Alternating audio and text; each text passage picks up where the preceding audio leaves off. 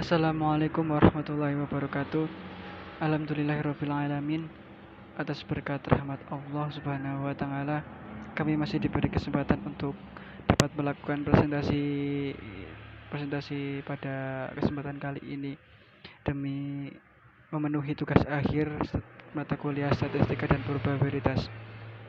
Langsung saja pada kesempatan kali ini saya Freedom Azhari Pradika, nomor induk mahasiswa 17106050006, dan rekan saya Dwi Suci Iklimah, nomor induk mahasiswa 1710606050010, akan mempresentasikan sebuah materi mengenai teorema bias. Topik yang akan kita bahas pada kesempatan kali ini itu ada 3 topik. Yang pertama adalah pengertian teorema bias, untuk membahas pembahasan pengertian apa itu teorema bias. Kemudian topik yang kedua adalah rumus dari teorema bias. Terus yang ketiga ada penerapan teorema bias. Langsung saja menuju topik pembahasan yang pertama, yaitu teorema bias. Pengertian dari teorema bias. Apa sih teorema bias itu? Teorema bias merupakan teori kondisi kemungkinan yang memperhitungkan kemungkinan suatu kejadian atau hipotesis bergantung pada kejadian lain atau bukti, atau bisa dibilang evidence. Sebagai tambahan, kejadian akan datang dapat diprediksi jika kejadian sebelumnya telah terjadi. Langsung saja ke topik pembahasan yang kedua mengenai rumus teorema bias. Untuk rumus teorema bias ini dapat kita kelompokkan menjadi tiga kelompok. Yang pertama, teorema bias dengan rumus untuk menghitung evidence tunggal atau bukti tunggal dan hipotesis tunggal. Kemudian rumus yang kedua, teorema bias untuk menghitung evidence tunggal sedangkan hipotesisnya ganda. Terus kemudian yang ketiga adalah teorema bias dengan rumus untuk bukti ganda dan hipotesis juga ganda. Langsung saja untuk evidence tunggal dan hipotesis tunggal, rumus yang dapat digunakan adalah sebagai berikut, dapat dilihat pada tabel presentasi. Di situ terlihat untuk menghitung suatu probabilitas hipotesis yang terjadi jika evidence terjadi, yaitu cara menghitungnya adalah probabilitas munculnya bukti atau evidence jika hipotesis terjadi dikalikan dengan probabilitas hipotesis tanpa memandang bukti apapun, kemudian dibagi dengan probabilitas evidence tanpa memandang apapun. Itu rumus untuk menghitung evidence tunggal dan hipotesis tunggal. Kemudian untuk rumus teorema bias yang kedua, yaitu untuk evidence tunggal dan hipotesis ganda. Itu dapat dihitung apabila probabilitas munculnya evidence jika hipotesis I terjadi dikalikan dengan probabilitas hipotesis I dibagi dengan jumlah keseluruhan dari probabilitas evidence jika hipotesis terjadi dikali dengan probabilitas hipotesis tanpa memandang evidence apapun. I di sini itu merujuk dengan banyaknya hipotesis tersebut. Untuk jumlah keseluruhan dari probabilitas evidence jika H terjadi itu dijumlahkan sebanyak hipotesis itu terjadi. Selanjutnya untuk rumus teorema bias yang ketiga, itu untuk evidence ganda dan hipotesis ganda, itu dapat dihitung apabila probabilitas munculnya evidence apabila hipotesis terjadi dikali dengan probabilitas munculnya evidence yang selanjutnya apabila hipotesis terjadi dikali sebanyak evidence tersebut, kemudian dikali probabilitas munculnya probabilitas hipotesis dikali probabilitas hipotesis tanpa memandang apapun, untuk kemudian dibagikan dengan jumlah probabilitas munculnya evidence apabila hipotesis terjadi dikali dengan probabilitas munculnya evidence yang selanjutnya apabila hipotesis terjadi dikali sebanyak evidence tersebut, kemudian dikali dengan probabilitas hipotesis tanpa memandang apapun. Untuk lebih jelasnya, mari kita lanjut menuju topik pembahasan yang ketiga mengenai penerapan teorema bias. Penerapan teorema bias yang kita lakukan pada kesempatan kali ini yaitu penerapan pendekatan metode Bayes untuk menentukan jenis penyakit pada ternak babi dengan menggunakan hipotesis ganda dan evidensi ganda. Pertama yang harus kita lakukan untuk dalam metode ini yaitu pertama mengidentifikasi gejala-gejala fisik yang ada pada ternak babi. Identifikasi gejala-gejala fisik pada ternak babi dilakukan dengan membaca studi literatur seperti majalah, surat-surat, referensi dari internet, dan lain sebagainya. Kemudian yang kedua itu menentukan jenis penyakit pada ternak babi. Jadi untuk ternak babi ini ada penyakit apa aja yang biasa diderita oleh babi. Kemudian yang ketiga menentukan nilai probabilitas suatu penyakit akibat suatu gejala fisik pada ternak babi. Langkah 1-3 di atas dilakukan bersama dengan para peternak babi dan dokter hewan. Selanjutnya, melakukan perhitungan dengan metode Bayes. Perhitungan ini dilakukan menggunakan rumus yang ketiga, yaitu rumus evidence ganda dan hipotesis ganda. Setelah melakukan perhitungan, kemudian yang selanjutnya itu menarik kesimpulan dari perhitungan metode Bayes. Nilai yang digunakan dari perhitungan Bayes diambil dari nilai yang tertinggi dari beberapa probabilitas yang ada pada hasil perhitungan. Nah, langsung saja kita menuju kasusnya. Nah, di sini pada tabel 1 hipotesis penyakit yang ada pada babi ini dibuat tabel untuk lebih mudahnya untuk lebih mudah dalam menyusun daftar dari penyakit yang diderita ternak babi. Di sini untuk setiap hipotesis dilambangkan dengan variabel H1, H2 sampai selanjutnya.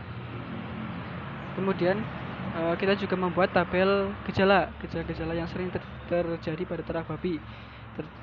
Gejala yang timbul akibat suatu penyakit, gejala yang timbul sebelum munculnya penyakit tersebut. Nah, di sini untuk gejala kita lambangkan dengan variabel G.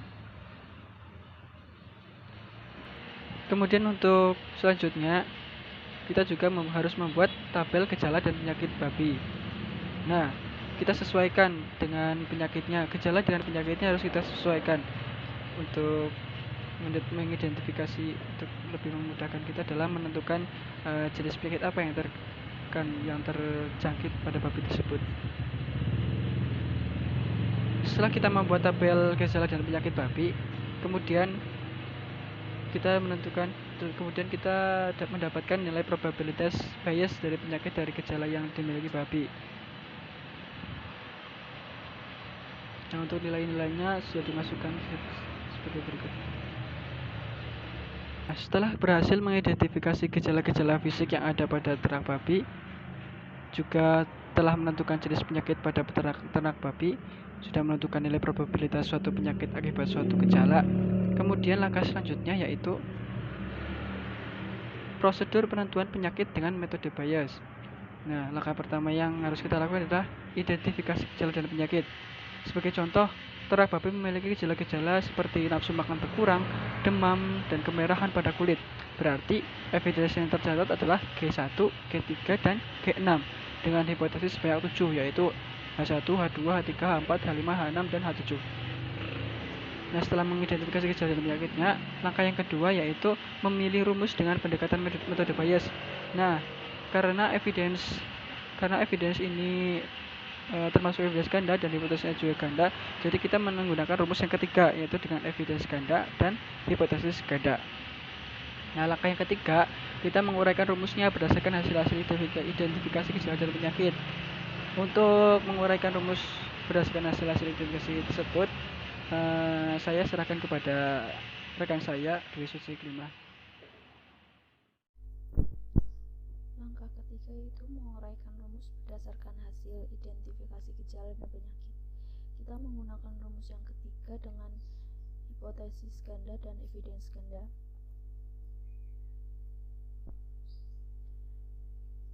Kita mulai dengan hipotesis pertama. Masukkan rumus HI ini kita ganti dengan hipotesisnya. Hipotesis HI kita ganti dengan hipotesis pertama, evidence evidence 1, evidence 2, EM itu evidence terakhir. Kita tadi di soal pada langkah 1, 2, evidence terakhir adalah E3.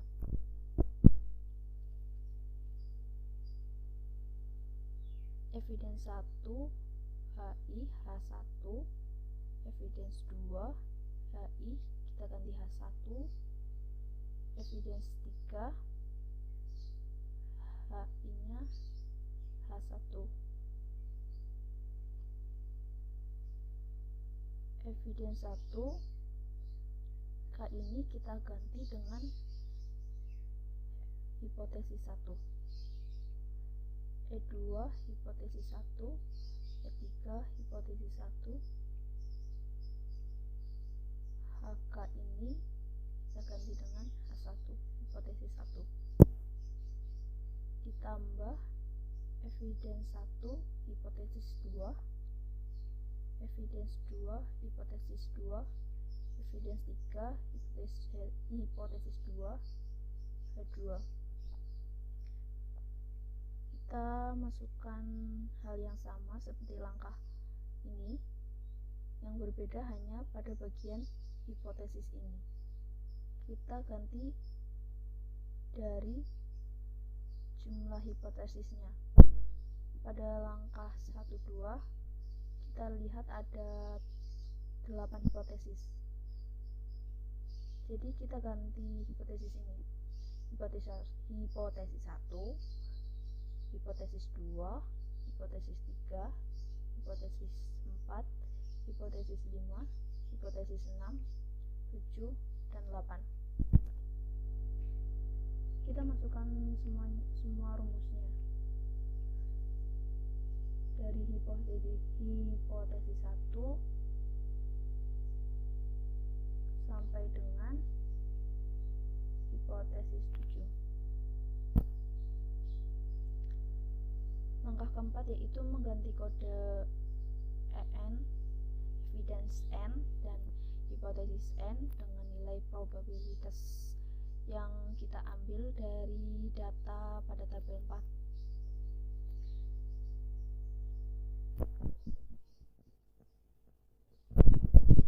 Kita mulai dengan hipotesis pertama. 0,31 ini berasal dari S1 hipotesis 1. Kita lihat pada data pada tabel 4.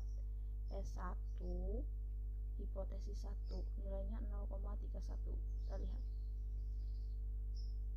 0,31.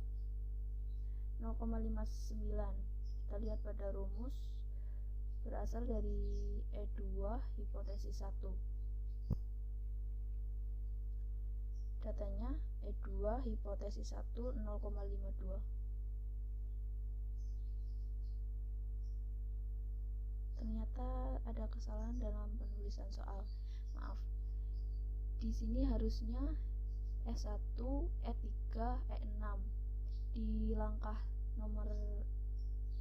pertama dan kedua yang dibahas adalah evidence nomor 1, 3, dan 6. Jadi kita ganti 2, 3 ini dengan 3 dan 6. Kita lihat E2 ini kita ganti dengan 3, E3 H1. Kita cari E3 H1 0,59.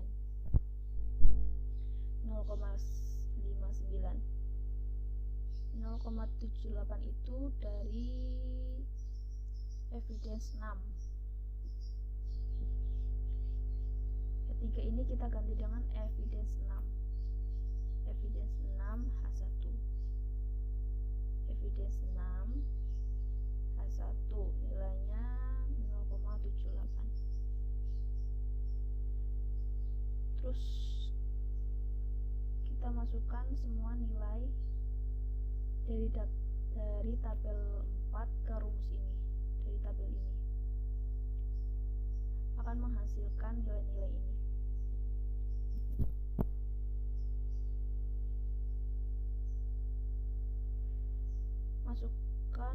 Lakukan hal yang sama sampai pada hipotesis 8.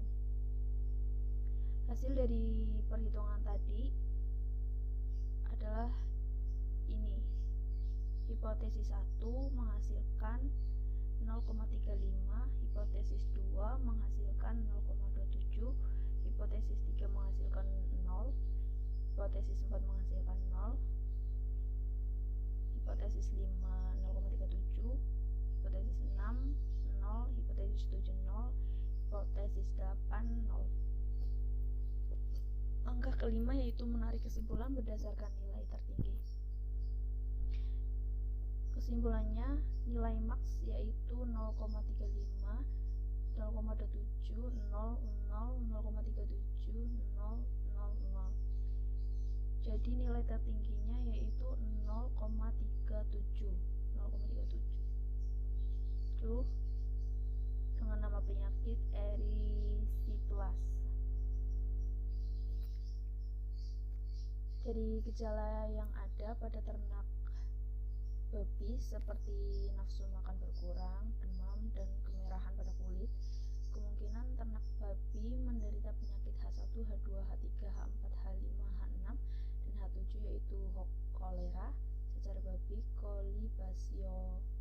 kolibasilosis, streptokokosis, erysipelas, koksidiosis, askariasis.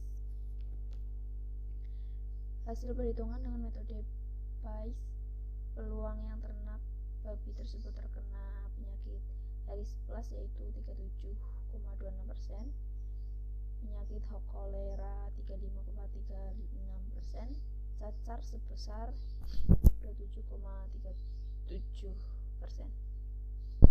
Sekian dari kami, apabila banyak kesalahan kami minta maaf.